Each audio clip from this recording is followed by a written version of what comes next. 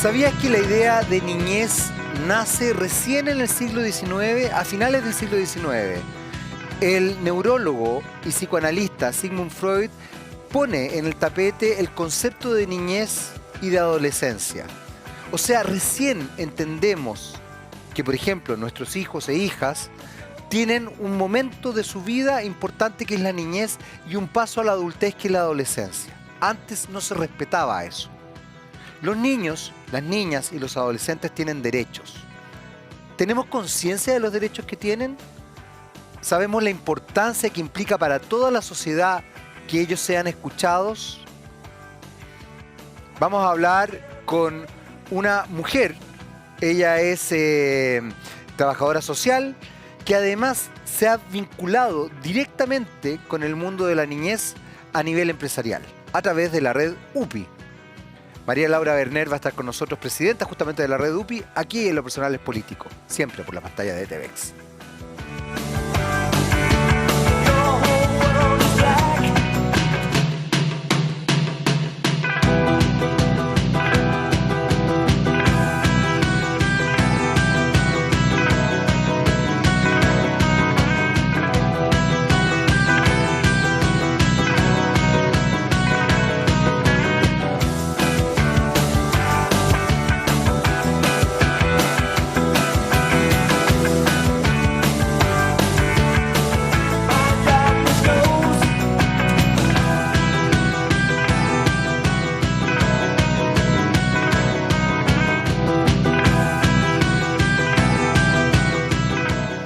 Hola, ¿qué tal? Ya estamos comenzando nuestro primer bloque de Lo Personal es Político del día de hoy. Tenemos a una invitada con un tema muy importante para no solamente para quienes somos padres, sino que también para aquellos que van a ser padres y también para aquellos que han decidido no ser padres.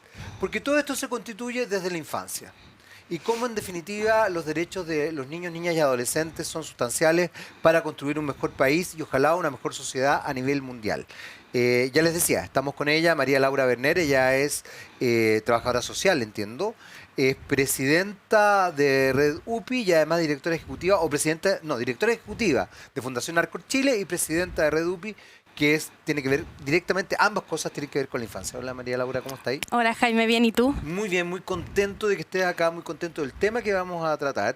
Y quiero partir con algo que generó bastante controversia, pero que creo que tiene que ver indirectamente o quizás directamente con lo que ustedes están haciendo, a raíz de un evento que se realizó fuera de los eventos que estaban realizando las distintas posturas del plebiscito, rechazo o el apruebo, en este caso era del apruebo, pero un evento que se realizó fuera en Valparaíso, donde un grupo de performance de las disidencias decidieron hacer un acto que atentó contra niños, niñas y adolescentes. De hecho, la Defensoría de la Niñez presentó una causa y todo eso. ¿Qué pasa con el vínculo político de la sociedad respecto a los niños y cuál es la responsabilidad social que tenemos respecto a los niños en relación a tener conciencia de que ellos existen, que son vulnerables, que no es llegar y hacer cualquier cosa y que en realidad esto de andar como epatando al mundo, sobre todo en actos públicos, sí los vulneran a ellos concretamente. ¿Qué pasa con eso? Más allá de que ya nos vamos a meter en UPI, en Arcor y todo eso, pero es que me interesa saber tu postura, porque generó mucha controversia. Me encantó que fuera transversalmente condenado, incluso por los movimientos de las disidencias. OTD Chile salió con un... ¿cómo se llama? Con un escrito, Iguales también, Móvil también. Yo creo que no hubo nadie que no lo condenara. Pero más allá de eso, igual ocurrió, igual se atentó, igual algo pasa en relación a el vínculo que tenemos con los niños, niñas y adolescentes. Bueno, efectivamente, como tú dices, esa digamos, manifestación forma parte un poco de esta invisibilización que hay de niños, niñas y adolescentes en el ámbito público y también en el ámbito privado. Y en ese sentido, nosotros como institución lo que hacemos es aspirar a que se visibilicen como sujetos de derecho, y eso implica estar mirando que nuestras prácticas tengan el cuidado necesario con niños, niñas y adolescentes. Entonces, obviamente, la condena que es transversal, es importante que se priorice esa condena desde el lado de cómo pudo haber afectado este acto, digamos, en particular a niños, niñas y adolescentes que hayan estado presentes ahí, ¿sí? Porque los afecta, obviamente. Entonces, yo creo que va un poco por esa línea, como nosotros como actores de la sociedad nos hacemos cargo de que nuestros actos, nuestras conductas pueden tener un impacto en la vida de niños y niñas, y cómo tener los cuidados necesarios en todo tipo de eventos públicos también. Hay un elemento, María Laura, que es súper interesante que acabas de mencionar, y es tener conciencia de que nuestros actos afectan en definitiva a los niños, niñas y adolescentes porque son sujetos de derecho. Es muy potente esto porque finalmente, si uno lo piensa, hasta ya adentrado el siglo XIX, el niño ni siquiera era sujeto de derecho, ni siquiera era visto como un sujeto de derecho. El niño era en muchos aspectos un cacho, que además en el caso de las mujeres tenían la menarquia, que es la primera menstruación, o en el caso de los hombres las primeras poluciones nocturnas, y pasaban a ser adultos. Ni siquiera había la idea de adolescente. De hecho, los conceptos de adolescencia vienen gracias a Sigmund Freud y sus estudios respecto al psicoanálisis y todo eso, y los traumas que se generan respecto a esto. Entonces, de verdad también la conciencia que tenemos como sociedad respecto a la niñez, ya la adolescencia, es muy temprana. Sí. ¿Qué es lo que nos pasa? Porque socialmente no tenemos conciencia. Otro acto que ocurrió hace poquito. Un diputado, un honorable diputado, le pega un combo en la cara al vicepresidente de la Cámara. Y finalmente es un acto que evidentemente se viraliza, se condena también, porque somos buenos para condenar, pero no para darnos cuenta que todos esos actos van promoviendo un relato que afecta a la infancia. Exactamente, tiene que ver un poco con la prevención de los actos que afectan a la niñez. Ahora, la consideración de niños, niñas y adolescentes como sujetos de derecho, si bien es reciente, no es tan reciente. O sea, recordemos tiene más de 100 años, de hecho. Claro, y recordemos que el año 89, cuando surge la Convención de Derechos del Niño, el año 90 ratificado por nuestro país. Entonces ya llevamos más de 30 años con la Convención instalada, y eso significa un cambio cultural que ha sido más lento de lo que quisiéramos. A eso quería llegar, María Laura. Porque, por ejemplo, a mí me ha tocado estar en programas donde algunos comunicadores dicen, oye, pero si un buen palmazo al niño. Y uno dice, a ver, espérate, el palmazo tiene muchas... Yo entiendo que la gente quizás no conozca las repercusiones que puede tener ese buen palmazo al niño. Tiene repercusiones muy particulares, repercusiones desde la hipererotización de la violencia hasta repercusiones de violencia pura. O sea, es impresionante todo lo que puede pasar en la mente de un niño, de una niña, de un adolescente respecto a algo que está hipernaturalizado. Exactamente. Ahí tú apuntas a algo muy clave, que es una problemática que afecta a niños, niñas y adolescentes en Chile. Más del 70% de los niños y niñas en Chile sufre algún tipo de maltrato físico o psicológico. Es un problema terrible que afecta a la sociedad y que no lo estamos visibilizando, y ahí tú apelas a un rol, por ejemplo, que tienen los medios de comunicación en cómo tratan estos temas. Hace muy poco vi en otro canal, digamos, también una apelación a una viralización de una mamá que le estaba pegando a un adolescente por haber ido a una discoteca. Y la pregunta era como, si era válido pegarle a la niña por haber, no sé, desobedecido a la mamá. Y yo me preguntaba, viendo esto, digamos, como espectadora, decía, ¿en algún programa hoy día se preguntarían si es válido o no pegarle a una mujer? No. ¿Por qué entonces con los niños y niñas todavía eso se somete a juicio? Como una posibilidad el poder violentar a un niño o una niña. Entonces eso es muy interesante lo que estás poniendo, y voy a poner otro tema en el tapete porque creo que es fundamental a raíz de lo que acabas de decir, María Laura. Afortunadamente, la concepción de que la mujer es un objeto de propiedad de los hombres es algo que está en retirada. No me atrevería a decir que está retirada 100% porque de hecho la violencia contra la mujer ha aumentado y los femicidios lamentablemente también han aumentado. O sea, todavía hay pelotas que creen que las mujeres son su posesión. En general los papás tendemos a creer, no puedo hablar por mí porque yo sé que mis hijos no son míos. Me encantaría, porque soy un posesivo y aprensivo y soy brutal en esas cosas, pero no son míos, son seres independientes. Pero en general los padres tienden a decir, mis hijos. De hecho, hay miles de relatos bien dramáticos, ficticios y reales, de padres que exigen o coartan o castran a sus hijos o hijas porque son su posesión. Es mi hijo. No, de hecho, perdón, no te metas con mis hijos. Es un discurso que tienen algunas personas. Yo entiendo que uno no puede meterse en ciertas dimensiones de crianza privada, pero también están los elementos públicos. Y ahí yo entiendo, o me imagino, que Red UPI o Fundación Arcor tienen cosas que decir respecto a concepciones que tenemos preconcebidas en relación a la crianza de los hijos o, por ejemplo, la educación. Uno de los elementos que ha estado muy en el tapete, y no sé si tenga que ver con ustedes, pero sí podría tener que ver, es, por ejemplo, la educación sexual infantil. Y ahí entran elementos como los que te acabo de decir. No te metas con mi hijo. Chuta, pero tienes derecho a pegarle a tu hijo, tienes derecho a maltratar, a distorsionarlo psicológicamente. Ya, ok, no me meto, pero ¿cuáles son los límites? ¿Cómo se va estableciendo? Porque eso es un tema social, no es privado. A pesar de que en algunos casos tenemos que meternos también en lo privado.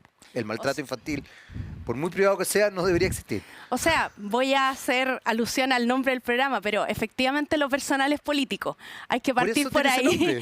Y por eso tiene ese nombre probablemente. Y está súper claro lo que tú planteas, porque en realidad, por ejemplo, el tema de la educación sexual integral es clave, por ejemplo, que se realice desde la primera infancia, porque permite, por ejemplo, que niños y niñas puedan generar desde muy chiquititos también estrategias de autocuidado. Claro. Es cierto lo que tú dices de que hay todo un discurso relacionado con mi hijo no te metas, etcétera, pero hay que pensar que hoy en día más del 80% de los abusos sexuales se cometen dentro de la familia. Entonces, claramente necesitamos que niños y niñas sean conscientes de su corporalidad desde muy pequeños. Obviamente que los programas, los contenidos van a ir adaptados a las distintas edades. ¿Ya? O sea, esta pretensión de que va a haber una sexualización de niños y niñas pequeños es falsa, pero lo que no significa que va a haber un concepto de la corporalidad que es necesario que los niños y niñas entiendan desde muy pequeños, de cómo cuidar su cuerpo. Ahí hay elementos muy interesantes. En general, los psicólogos infantiles establecen esta idea de que la genitalidad, la genitalidad en general, digamos, entendiendo toda la genitalidad o todo lo que conlleva a esa zona del cuerpo, es privada. Y de hecho educan y nos educan a los papás como decir, oye, esto es privado. Incluso desde el punto de vista de hasta mudar, cómo mudar de manera que no se establezca ningún vínculo que fuera a ser para el niño distorsionado. Claro. Y ahí entra el elemento, y quiero que nos vayamos ya metiendo a lo que ustedes están haciendo con Red UPI, porque ustedes están tratando de trabajar desde esta concepción social, por lo que yo entiendo, cambiarla y también llevarla al mundo empresarial. Y el mundo empresarial, y por eso intencionalmente también hablé de lo que pasa con los comunicadores, porque la televisión y los medios son una empresa, una industria cultural, pero es una industria. Entonces tenemos responsabilidad social en el discurso, responsabilidad social frente a las cámaras, responsabilidad social con lo que decimos y lo que proyectamos a la gente. ¿Hay conciencia por parte del empresariado, del mundo privado, respecto al rol de la infancia y la importancia que tiene el mundo privado socialmente en función de la infancia? En eso estamos trabajando. A ver, no te atreviste a decir que no. Claro, todavía no hay suficiente conciencia. Fuiste muy políticamente correcta, claro, está muy bien. Todavía no hay suficiente conciencia, sino claramente nosotros como red no existiríamos. Y precisamente nuestra labor y nuestra misión como red es instalar la importancia de la infancia dentro del sector privado, pensando en que nosotros nos ponemos desde esta postura de que todas las empresas tienen un impacto en la vida de niños, niñas y adolescentes. Todas. Independiente del rubro, el tamaño, a lo que se dediquen. Nosotros siempre decimos este ejemplo, nosotros partimos del hecho de que puede haber una empresa de no más de 30 colaboradores que se dedique a la ferretería, por ejemplo, pero esa empresa, esos colaboradores probablemente tengan hijos e hijas menores de 18 años. Por ende, todo lo que esa empresa pueda hacer en materia de conciliación familia-trabajo, de calidad de vida, de beneficios que afectan a esas familias, va a impactar en esos niños y niñas. Entonces, es que eso es muy importante. Es clave, es clave. Pero eso, ahí, por ejemplo, hay un elemento donde no hay conciencia, pues, María Laura. Porque a mí me pasó en un instituto profesional bastante conocido por lo demás, donde la exigencia del movimiento feminista, y extrañamente, fundamentalmente desde los hombres, necesitaban, ¿cómo se llama? Salas cuna. Muchos profesores no dejan ir a los alumnos con sus hijos o hijas. A mí me pasó que, cosa que yo me encanta porque creo que ese es un cambio importante cultural, la mayoría de los alumnos eran hombres los que llevaban a sus hijos porque habían definido al interior de la pareja que ellos eran los que se hacían cargo. en que ellos estaban estudiando. Se generaba una situación de roles Claro. que me parecía muy importante. Pero, por un lado, los hombres, también una concepción cultural, Mm, pareciera ser que no debemos hacernos cargos de la crianza, mm, y si nos hacemos cargo de la crianza no tenemos beneficios vinculados a salas cunas, etcétera. Hay un impacto concreto a la Exacto. sociedad y a la niñez. exacto. ¿Ese es un trabajo que hacen con Redupi, por ejemplo? Exactamente. Nosotros cuando hablamos de empresa y también, obviamente lo priorizamos en empresa porque los que formamos parte de la red somos principalmente empresas y fundaciones empresariales, pero cuando hablamos del impacto en la niñez, hablamos también de organismos públicos, de la sociedad Por civil, supuesto, de todo. de la academia, porque lo que yo te decía, todos tenemos un impacto en esto y yo te mencionaba un punto en particular que es tener hijos e hijas de colaboradores con menores de edad, donde todas esas políticas impactan, pero si tu empresa o tu organización o tu organismo del Estado tiene productos, servicios que van dirigidos a la niñez, también estás impactando. No solamente se impacta desde la responsabilidad social empresarial, que es lo que es más conocido y es como lo que se suele asociar a la empresa, o también los temas de trabajo infantil. En general, las empresas hoy en día que han avanzado en estos temas miran, digamos, si en su cadena de valor o en su operación hay trabajo infantil y te dicen, no, no tengo, lo he logrado revertir, no sé, con mis proveedores y estoy check. Pero hay muchos otros impactos que pueden tener, por ejemplo, una institución académica como la que tú mencionas, que es, por ejemplo, cuando presta el servicio de educación, cómo favorece que esas personas, ya sean hombres o mujeres, puedan ser buenos cuidadores. Claro. Puedan lograr cuidar, puedan lograr compatibilizar o conciliar el ser estudiante, el ser trabajador con ser papá o ser mamá. Eso es clave. Entonces, nosotros como red lo que hacemos es un llamado primero a las empresas, a las organizaciones, a los organismos del Estado a visibilizar sus impactos.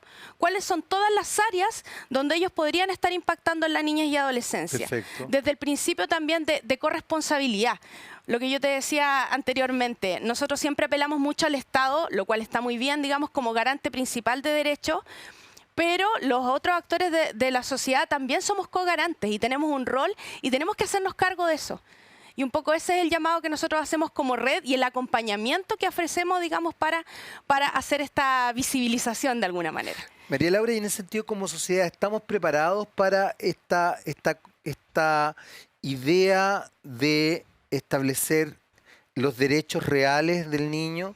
Te lo pregunto porque tengo la sensación, por ejemplo, que en general las minorías no tienen, que muchas veces son mayorías numéricas, pero al no ser mayorías hegemónicas, se ven desvinculadas de la idea de derecho. Pasa incluso con las mujeres, lo que llama muchísimo la atención. Las mujeres en el ámbito laboral, en el ámbito de cuidado de terceros, en el ámbito en el ámbito doméstico, donde todavía se cuestiona, todavía estamos hablando de este tema de manera muy, muy, muy específica, y resulta que viene la infancia. O sea, hay sectores más bien muy conservadores que dicen, ¿cómo? ¿Les vamos a entregar derechos a los niños?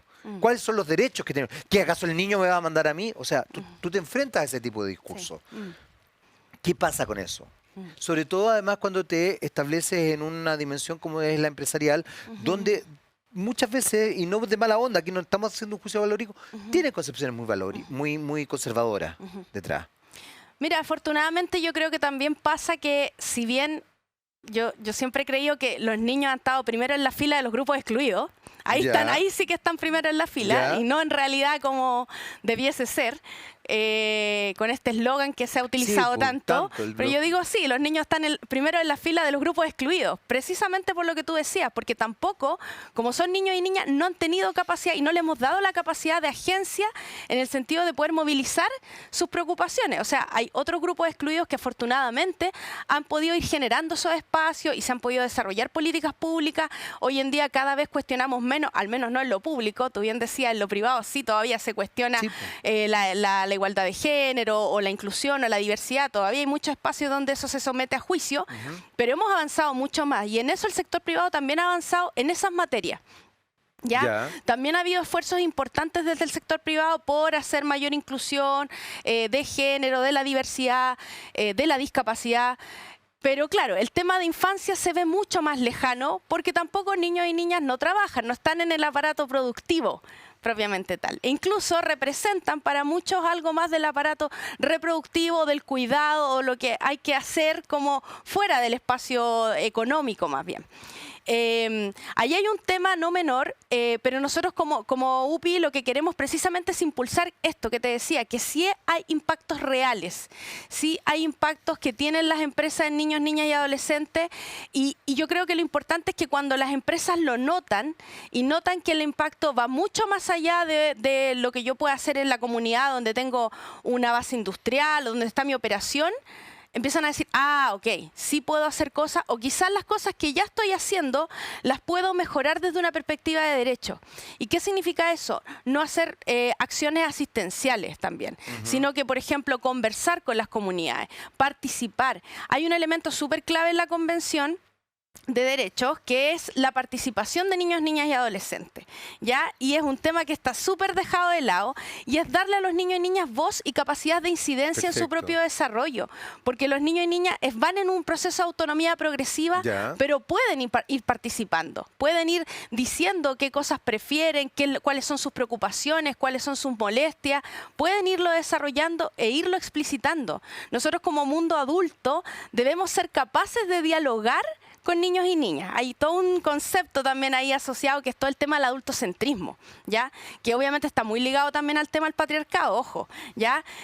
O sea, cuando nosotros hablamos de una sociedad patriarcal, también estamos hablando de una sociedad adultocéntrica, donde tenemos a los niños y niñas relegados. De hecho, hay un tema muy clave ahí que tú mencionabas, por ejemplo, el rol de los medios de comunicación. Es súper importante que los medios de comunicación aprendan a comunicarse con la infancia, a comunicarle a la infancia. Eso parte, por ejemplo, por cosas súper pequeñas que es como, por ejemplo, no decirles menores. Que todavía en los medios de comunicación uno lee el menor, eso ya le está dando una categoría de inferioridad a un niño o una niña.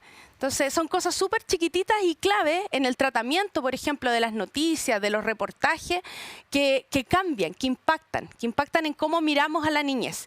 Entonces, claro, hay todo un cambio cultural que nosotros estamos trabajando con las empresas.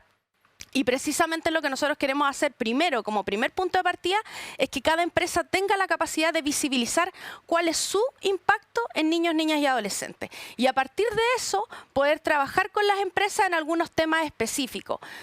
No pensamos que lo vamos a cambiar todo de la noche a la mañana, porque sabemos que los cambios son graduales, pero sí creemos que tenemos el terreno llano para hacerlo, porque también las oportunidades de contexto se dan. ¿Qué quiero decir? Chile, claro, hace más de 30 años que ratificó la Convención de Derechos de los Niños y las Niñas, pero recién este año, en marzo, se promulgó la Ley de Garantías de Derechos, que es una exigencia básica que se le hace a los estados que ratifican la Convención. Nosotros fuimos el último país de la región en tener ley de garantías. O sea, nosotros Chile, que digamos nos jactamos de ser súper a la vanguardia en la región en un montón de temas, incluso en temas de políticas públicas, en temas de niñez fuimos el último país en promulgar la ley, recién en marzo.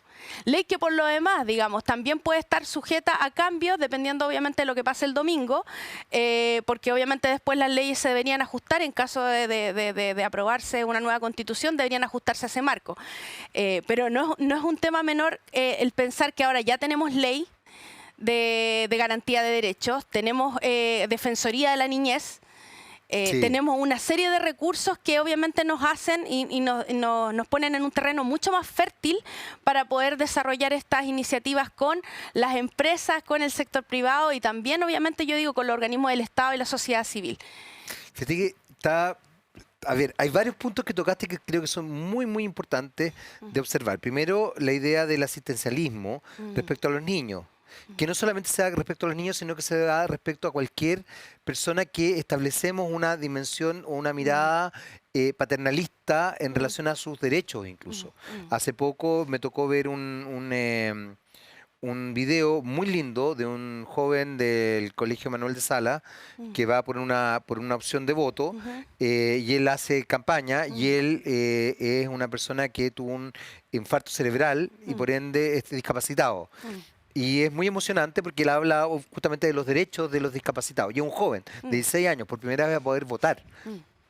Y es muy sorprendente porque efectivamente ahí uno muestra y uno observa cómo las políticas, y no solamente las políticas públicas, sino que además la dimensión social y emocional se establece desde el asistencialismo. Se confunde la solidaridad con la caridad y se genera una dimensión distinta. Entonces, quiero por un lado que nos profundicemos en eso, y por otro lado, tenemos que hacer un corte en todo caso, pero es para que tengamos una idea. Algo que dijiste que es la mirada economicista de todo.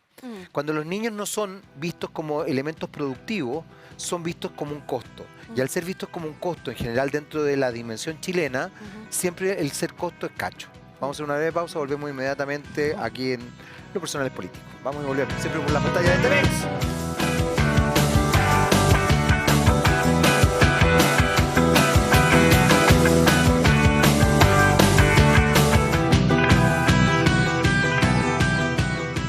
Muy bien, ya estamos de vuelta en nuestro segundo bloque de Lo Personal es Político y habíamos quedado con una idea pendiente respecto a la productividad de la infancia en países absolutamente liberales económicamente. Y aquí hay algo, María Laura, que me parece muy, muy importante. Seguimos conversando con María Laura Werner, por si acaso. Me parece muy importante porque, en definitiva, en los países hipercapitalistas y hiperconsumistas, todo se monetariza. Y la infancia, desde cierto punto de vista, desde el punto de vista del marketing y de la publicidad, es tremendamente atractiva porque son sujetos muy manejables para que el consumo se exacerbe.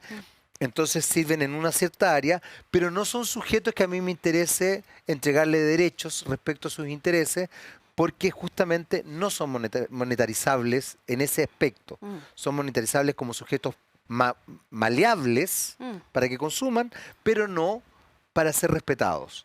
Ahí hay una cosa media perversa de las sociedades contemporáneas, y ahí viene otro elemento que quiero que pongamos en la palestra. La multifactorialidad de las problemáticas que tienen que ver con distintos elementos en nuestro país. En este caso estamos hablando de la infancia. Pero tú no puedes obviar lo multifactorial. Hay problemáticas económicas y eso tiene que ver incluso con el trabajo que ustedes están haciendo, en el sentido de educar a un empresario que todo lo ve con signo peso, decirle, oye, pero es que sabéis que no todo es signo peso. De pronto, tú, como tú bien decías, María Laura, tú tienes un rol social. Sí. Y lo tienes, aunque no te interese, lo tienes. ¿Lo vas a asumir, no lo vas a asumir? ¿Cómo son esas conversaciones? ¿Cómo va ahí configurándose? Porque yo siento que es muy complejo en realidad. Bueno, hay una frase que se acuña mucho de que las empresas tampoco pueden prosperar en sociedades fracasadas. A ver, me gustó esa frase, no sé si me gustó lo que va a pasar después, pero me parece interesante. Efectivamente, las empresas también requieren para su propio desarrollo y sostenibilidad de alguna manera que la sociedad funcione y que la sociedad tenga cohesión social. Eso es súper relevante. Entonces, una de las formas en que la sociedad se mantenga cohesionada, y obviamente esto es una mirada más de largo plazo, es ser capaces de hacer una inversión en la infancia, especialmente en la primera infancia. Se habla mucho de estudios de la importancia que tiene, por ejemplo, los 1000 primeros días de la niñez y de cómo todo lo que el Estado o la sociedad civil o las empresas puede invertir en esos primeros 1000 días de desarrollo, cómo eso va a tener un retorno importante cuando esos niños y niñas sean adultos para la sociedad.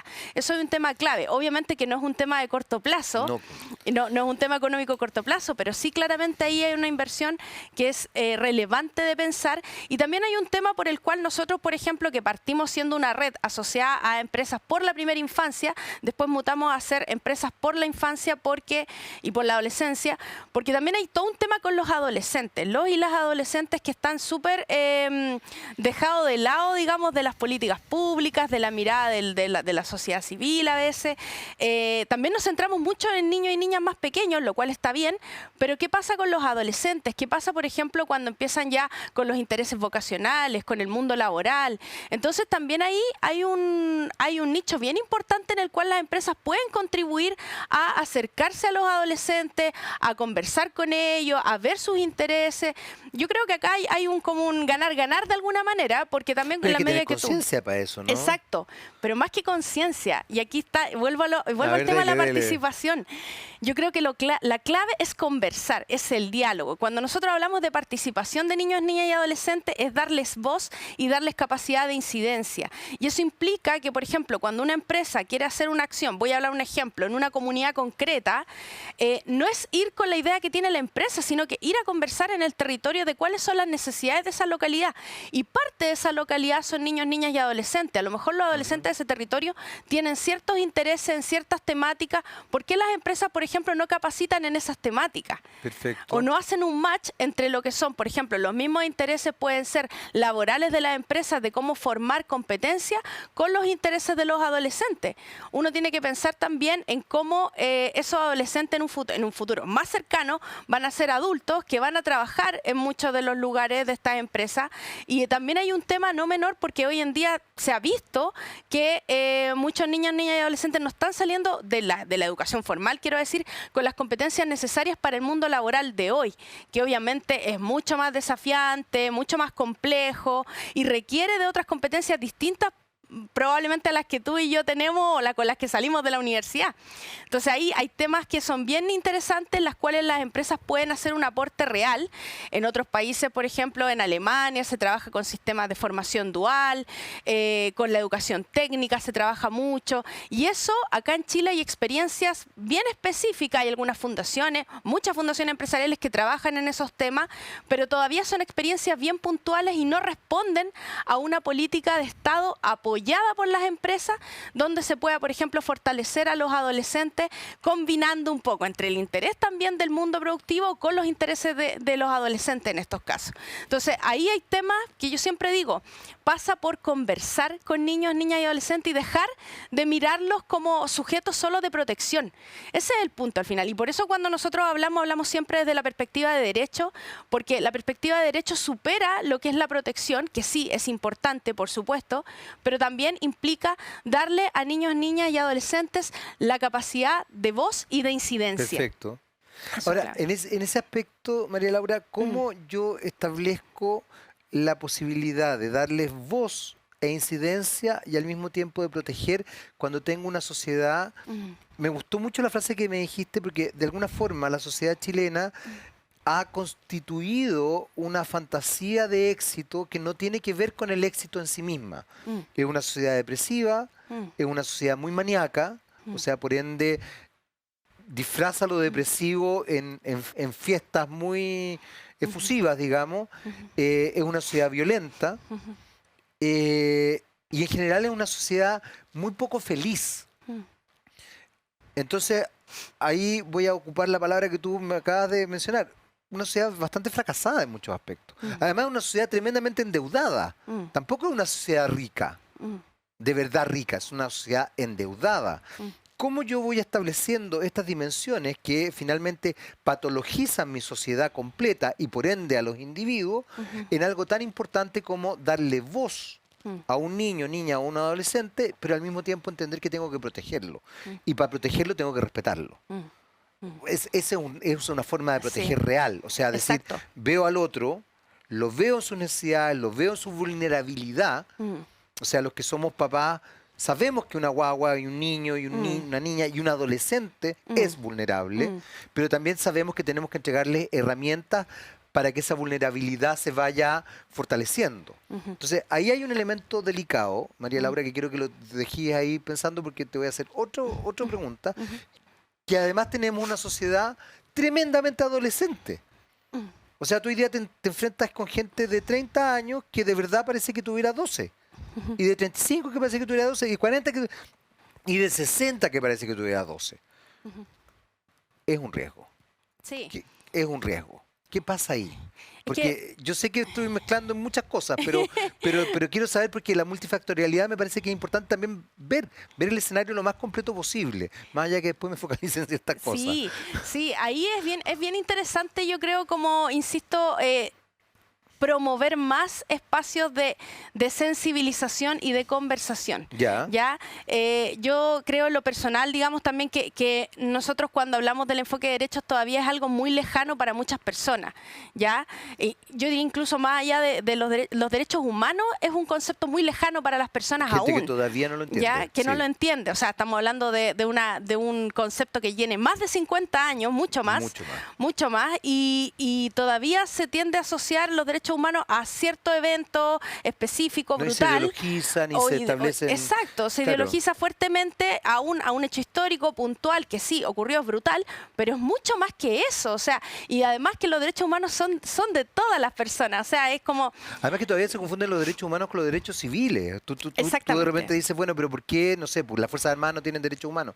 Porque tienen derechos civiles. Exactamente. Y los derechos humanos son más complejos en ese sentido. Son mucho más delicados. Y mucho más amplio. O sea, hoy día todavía, cuando uno piensa y habla de estos temas en general, se queda todavía como, claro, con el derecho a la vida, el derecho a voto, y a lo más avanzamos a educación, salud, vivienda, los derechos pensiones. humanos son muy amplios. Y hoy día estamos hablando de derechos de tercera, cuarta generación, hablamos de derechos digitales, de derechos al cuidado, estamos hablando de muchos otros temas. O sea, se ha complejizado fuertemente la sociedad y todavía nosotros estamos bastante atrasados en cultura y educación en derechos humanos, ya como sociedad. Como tú usaste un término, de verdad que todavía como sociedad nos falta mucho, estamos en desarrollo aún, y la educación en derechos humanos es clave. Y en esto obviamente que aporta el tema de la niñez y la adolescencia para lograr este equilibrio de alguna manera entre lo que es lo proteccional, que sí, es importante proteger a los niños y las niñas, pero también es importante darles el espacio de participación, por lo que yo te decía, porque cuando un niño y niña tiene y puede ejercer su derecho a la participación, también es capaz de apoyar su propio autocuidado y su propia protección. Bueno, claro, empieza a tomar conciencia, por así decirlo. Exactamente, a tomar conciencia. Y nuestro rol en ese sentido como personas adultas es acompañar ese proceso y acompañarlo como sociedad, disponibilizarnos como sociedad a acompañar ese proceso de crecimiento y desarrollo de la autonomía progresiva finalmente. Yo creo que ahí nos falta mucho en educación en derechos humanos en general. Obviamente el tema en particular de nosotros como red de empresas y como Fundación Arcor es el tema de derechos de la niñez, pero en general hay un déficit importante en la sociedad en cultura de derechos humanos que yo creo que es súper importante de trabajar y debería estar a la base de los programas educativos porque nos sirve para todo. O sea, nos sirve entender cómo funciona la sociedad y cuáles son las cosas que aspiramos también como sociedad. ¿Qué dificultades son las que has tenido más fuertemente respecto a tratar de avanzar en esta idea de los derechos de los niños, niñas y adolescentes y la concientización de parte de las empresas, sobre todo el mundo privado respecto a esta idea?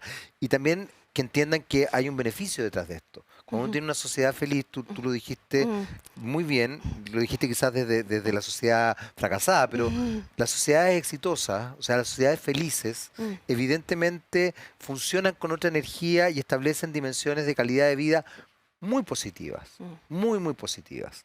A diferencia de las otras sociedades que promueven depresión, o sea, de verdad promueven patologías mentales. Chile también, ahí tiene otro déficit. Chile no tiene conciencia de la salud mental. Es más, esciende la salud mental de la salud, o sea, es como la salud mental. Cuando es salud, toda. Exacto. De hecho, hay una incidencia directa en la salud mental, en la salud física. Absolutamente.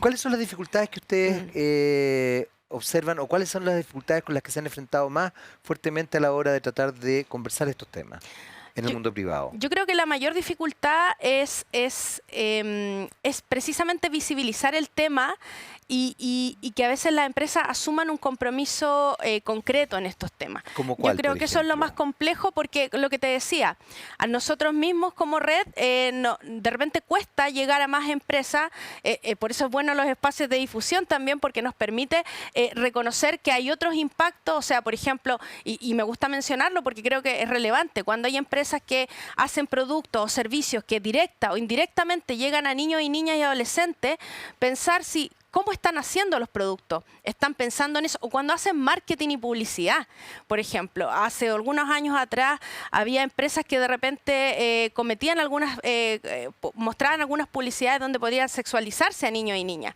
con algunas prendas. Sí, claro. ¿sí? Entonces, ese tipo de cuidado es súper importante y a lo mejor no es tan visible, pero también obviamente está el marketing más propositivo. Hay empresas que hoy en día, por ejemplo, hacen marketing hablando de las niñas pueden, cosas así, y ahí están avanzando, están dando un paso adelante, pero a veces basta, y en lo mínimo que les pedimos a las empresas, respetar los derechos de niños y niñas. Pero hay un elemento súper delicado, Mariela. Ahora fíjate que me acabo de... Por ejemplo, hoy día, en estos días, digamos, y esto es porque mi hija menor es una persona de 18 años y está con todo el tema de la salida de cuarto medio, todo, entonces estoy muy sensibilizado con el mundo de la fiesta de graduación y los vestidos. Muy sensibilizado. Y me llama la atención porque efectivamente la moda adolescente se establece en una dimensión infantilizadora. No lo quiero satanizar porque creo que las modas tienen sus razones de ser. Pero también se establece esta moda infantilizadora, como estos, no sé, como tendría que empezar a explicar cómo son los vestidos, pero la verdad es que no puedo explicarlo porque no lo entiendo mucho. Pero que parecen como vestidos como hipersexualizados de niñitas. Pero esa es la moda. Y esa es la moda de las adolescentes o de las jóvenes de 18 años hoy día. ¿Cómo yo establezco dimensiones que tienen que ver con industrias que no sé cuáles son las motivaciones? Porque efectivamente yo no trabajo en el mundo de la moda, pero me imagino que hay miles de motivaciones externas, nuevamente la multifactorialidad, que hacen que ciertos elementos vayan configurando y vayan creando la moda en ciertos grupos. No creo que una mujer adulta se vaya a vestir como mi hija quiere ir a su fiesta de graduación, digamos. Ahí pasan cosas súper, súper complejas. Me parece muy bien que hayas hablado de la publicidad y el marketing. Porque, por ejemplo, me acordé de otro elemento que no es tanto con los niños, pero sí es mucho con las mujeres. Una publicidad que ya no está, que yo creo que hoy día no podría estar al aire, que hablaba de la niña con los aros de perla versus la DJ. Y era muy sorprendente porque evidentemente hablaba concretamente de la que te da la pasada, aludiendo a una sexualidad, no sé de qué tipo, respecto a que parece ser que si una mujer ocupa aros de perla no te da la pasada, versus la que está pinchando disco y con peto te da la pasada. O sea, una caracterización y jerarquización de la mujer brutal, aparte de una objetualización. Porque además, por supuesto, la de aro de perla era bonita, la DJ era bonita y el joven era un flacuchento a nadie. O sea, ni siquiera se objetualizaba al hombre, solamente ellas eran objetualizadas y ellas daban la pasada. Ahí hay un elemento delicado y vuelvo, ¿por qué te lo planteo? Porque siento que los medios de comunicación no estamos a la altura de esta problemática que se está planteando. Y eso me preocupa. ¿Cómo han trabajado ustedes eso respecto a los medios de comunicación? Vamos a hacer una breve pausa y a la vuelta me tienes que contestar esta pregunta. Vamos y volvemos con más de Lo Personal es Político, los derechos de la infancia, por supuesto, por las pantallas de TVX. Vamos y volvemos.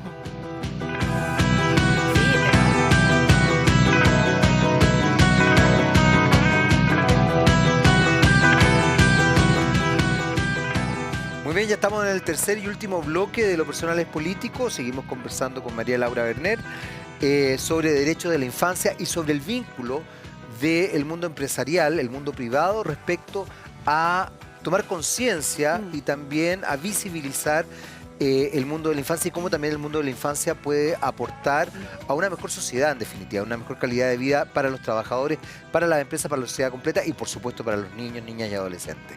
Y yo te preguntaba el tema de los medios de comunicación porque, bueno, trabajo en medios de comunicación y porque yo siempre he sentido que estamos muy al debe. No solamente los medios, sino que también los comunicadores.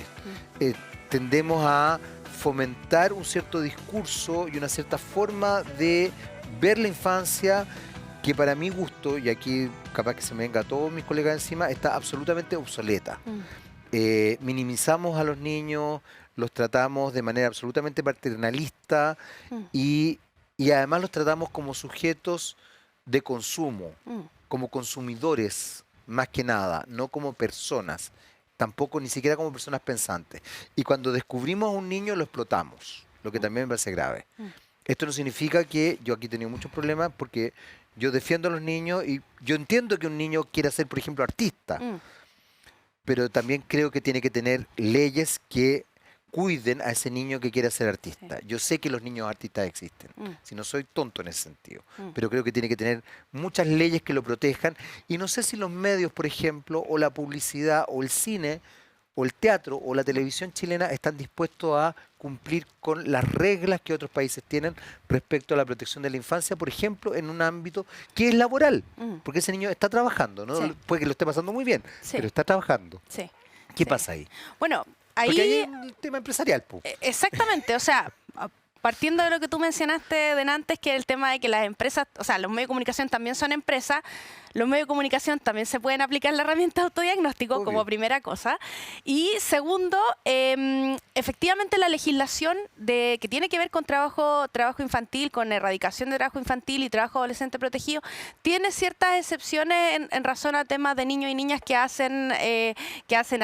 trabajan en televisión, hacen comerciales o son niños artistas, digamos. Hay algunas distinciones ahí que tiene que ver también con asegurar cierta cantidad, no trabajar más de cierta cantidad de horas, no dejar los estudios, porque tampoco no por hacer esas actividades van a perder, digamos, otros derechos como el derecho a la educación. Exacto. Eso está regulado por la legislación nacional, pero más allá de eso, también, como dices tú, hay un trato que es importante y en ese sentido consideramos que a los medios de comunicación les falta mucha formación en temas de derechos de la niñez.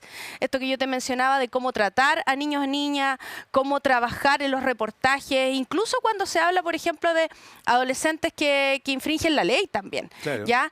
Cómo se hace la distinción verbalmente, lo hemos visto en televisión, cuando es un adolescente que infringe la ley y se le habla de jóvenes delincuentes, a cuando es un niño o una niña que ha sido asesinada, por ejemplo, tristemente, o en algún asalto, cosas así, que ahí sí es niño o niña y el otro es joven delincuente. Entonces se hace una separación también ahí semántica que no es menor y que también olvida que detrás de eso también hay historias, hay un niño o niña que es menor de edad y que hay que también proteger de alguna manera. Independiente, digamos, de la situación y el caso puntual. A los medios de comunicación en ese sentido también, como digo, les falta esa formación en lo que es marketing, por ejemplo, publicidad, como el tratamiento de niños y niñas en las cámaras, de repente si es necesario o no que algunos tipos de publicidad involucren a niños y niñas. A veces no es necesario. A veces las recomendaciones que hace la UNICEF en este sentido, porque todo esto que nosotros hablamos tampoco es como algo que se nos ocurrió a nosotros como red de empresas, sino que hay un marco que es la Convención de Derechos de los Niños y los principios empresariales que vinculan a los derechos del niño con el quehacer del sector privado y que da recomendaciones de, por ejemplo, cómo hacer publicidad con niños y niñas. Es necesario, por ejemplo, que una publicidad de banco, donde sale una persona, haya un niño o una niña tomando desayuno, no sé, ¿es necesario? No es necesario a lo mejor. O sea, no es necesario colocar a un niño o una niña en un rol de futuro consumidor, como dices tú, ¿sí? Entonces, ahí a lo mejor no es necesario tenerlo y lo que te recomiendan es no es necesario ponerlo en esa publicidad. ¿Te fijas? Esas son recomendaciones que nosotros entregamos también para que las empresas puedan trabajar de mejor manera su marketing y publicidad, en este caso siendo respetuosos de los derechos de la niñez y en otros casos, como te decía, cuando hay empresas que han impulsado el hecho de que las niñas pueden, de no, por ejemplo, estereotipar roles entre niños y niñas, Sí. ahí también está siendo promotor de derechos, porque, ojo, acá es súper importante decir que las empresas no solamente tienen que respetar los derechos de niños, niñas y adolescentes, sino que también pueden promover el derecho a la educación, el derecho al juego. Hay algunas empresas que han marcado ahí puntos importantes y lo han ligado también a su propio negocio. El decir, por ejemplo, sin recurrir a la marca obviamente, pero sin decir ensuciarse hace bien, como parte de la dinámica del juego, es súper importante porque el juego es un derecho consagrado en la Convención y que de repente se nos olvida y también a veces limitamos el derecho a jugar de los niños y niñas. Entonces, hay formas en las cuales las empresas también pueden ser promotoras de estas instancias y tener un discurso político necesario. O sea, hoy en día también las empresas están teniendo discursos en esta materia y ¿por qué no agregar un discurso que sea favorecedor del desarrollo de los niños y las niñas? Es que es alucinante. Nos queda re poco tiempo, pero no quiero dejar pasar antes que termine el programa de algo que tú mencionaste. ¿Cómo es el registro de autoevaluación y cómo ustedes van trabajando con las empresas para que hagan esta autoevaluación? Bueno, a partir de mañana, jueves, 1 de septiembre, va a estar disponible en el sitio web de la red UPI, www.upi.cl. www.upi.cl. uppilatina.cl, Sí. www.upi.cl. Va a estar disponible la herramienta de autodiagnóstico. Es una herramienta con un poquito más de 30 preguntas. La empresa se lo puede hacer no solamente una persona, más de una persona pueden contestar en conjunto. Y la idea es que una vez que nosotros tengamos los resultados, nosotros vamos a retroalimentar a cada empresa. Buena. La aplicación del instrumento y la retroalimentación son gratuitas para las empresas, además. Perfecto. Ya es una herramienta que nosotros estamos disponibilizando en forma gratuita para las empresas, organismos del Estado, sociedad civil que quieran aplicarse, y la idea es que nosotros posteriormente vamos a hacer una devolución de resultados para decirles a cada empresa estos son sus impactos en la niñez. Buena. Ese es un poco el punto para este año, y ya a partir del próximo año las empresas que quieran empezar a trabajar en ciertos aspectos, porque como yo te decía, quizá los impactos pueden ser súper puntuales y quieren trabajar en esos temas, nosotros como Red UPI vamos a estar haciendo un acompañamiento a que esas empresas puedan cambiar sus prácticas en favor de la niñez. Alucinante. Ahora, hay un elemento que no quiero dejar pasar, y es que las empresas, yo de verdad los invito a tener autoconciencia, porque no hay peor ciego que el que no quiere ver, y Chile lamentablemente se ha constituido como un país bien negador, buenazo para negar la historia, no hay que hablar de ciertas cosas, no hay que nada. Ahí la UPI, esta red UPI tiene que fomentar. ¿Han podido abrir ese camino? Sí. De hecho, lo estamos abriendo, y esa es la idea, digamos, del espacio mañana. Bueno, además mañana la red cumple 10 años de existencia como tal. Cumplen 10 años los principios empresariales y de derechos de la niñez, que es este documento que crea la UNICEF, que digamos es súper importante. También, obviamente, lo que yo te decía, hay ciertos marcos que están apoyando el hecho de que se pueda trabajar estos temas. Está obviamente la ley, está la convención. Hoy día la propuesta, por ejemplo, nueva constitución involucra en su artículo 26 a los niños, niñas y adolescentes como sujetos de derecho, y hay a lo menos 15 artículos que hacen alusión a derechos de niñas, niñas y adolescentes frente a distintas temáticas. Entonces, estamos en un punto interesante, en un proceso súper interesante para trabajar estos temas y para poder sensibilizar a las instituciones y obviamente a las personas, porque somos las personas quienes llevamos adelante estas cosas. Somos quienes conformamos las instituciones. Exactamente. Además de eso, nosotros como Red UPI tenemos un curso que se llama El rol de las empresas en los derechos de la niñez y adolescencia, que es un curso gratuito, que también tenemos para profesionales, porque obviamente esto nadie nace sabiendo, y tenemos que formar a personas que sepan de estos temas, sepan cómo implementar prácticas en las distintas empresas y organizaciones. Así que estamos en un punto de inflexión. Excelente. María Laura, se nos acabó el tiempo. Muchas gracias por haber venido. De verdad creo que este es un tema muy, muy importante, y que además nos compete a todos como sociedad. A los que somos papás, a los que vamos a ser papás, a los que ya fueron papás, ya criaron, y incluso a los que no quieren ser papá o mamá, por si acaso. Porque finalmente los niños están, tenemos que verlos, tenemos que respetarlos, y tienen evidentemente derechos como todos nosotros. Muchas gracias. Gracias, María Laura, te pasaste. Y nosotros nos vemos en un próximo capítulo de Lo Personal es Político, siempre por supuesto por las pantallas de TVX. Chao.